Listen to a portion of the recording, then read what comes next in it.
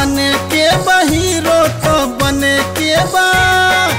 बने के बहीरो तो मौगाए के परी ओ मौगाए के परी तो खेसारी जैसे ठुमका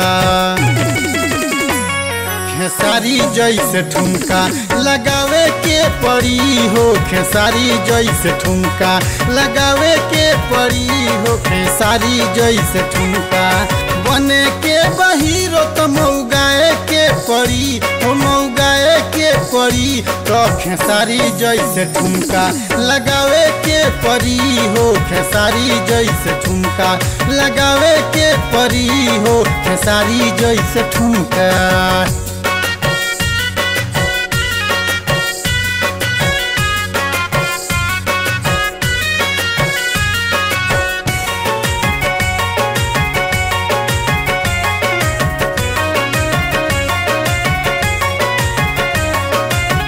हीरो बन खातिर सुनो उमेश भाई साया साड़ी लाल बाली जल्दी लो अपनाई।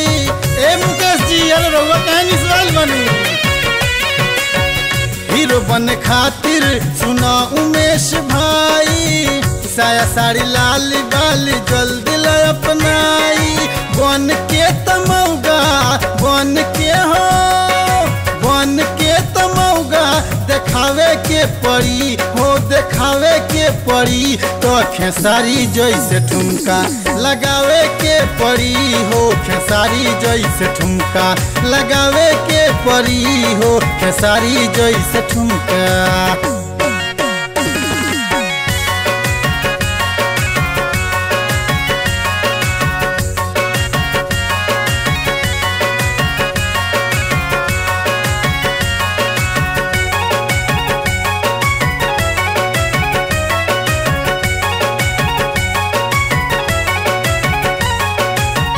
निरहु दिनेश लाल पेन लिहल साड़ी इहे नाही कोइल भैया मनोज तिवारी। ए पवन भैया तुम लोगों सुन ली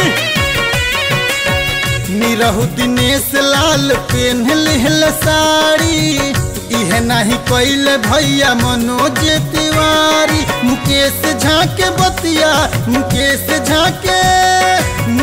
झाके बतिया अपनावे के परी हो अपनावे के परी तो खेसारी जैसे ठुमका लगावे के परी हो खेसारी जैसे ठुमका लगावे के परी हो खेसारी जैसे ठुमका।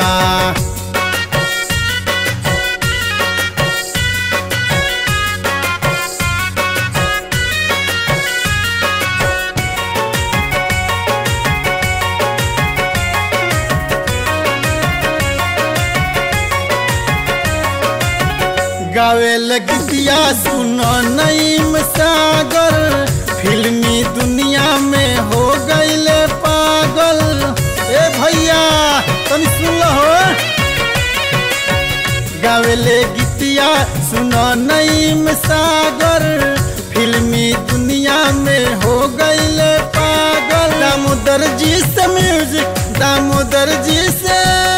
दामोदर जी से म्यूजिक बनवावे के पड़ी हो बनवावे के पड़ी तो खेसारी जैसे ठुमका लगावे के पड़ी हो खेसारी जैसे ठुमका लगावे के पड़ी हो खेसारी जैसे ठुमका।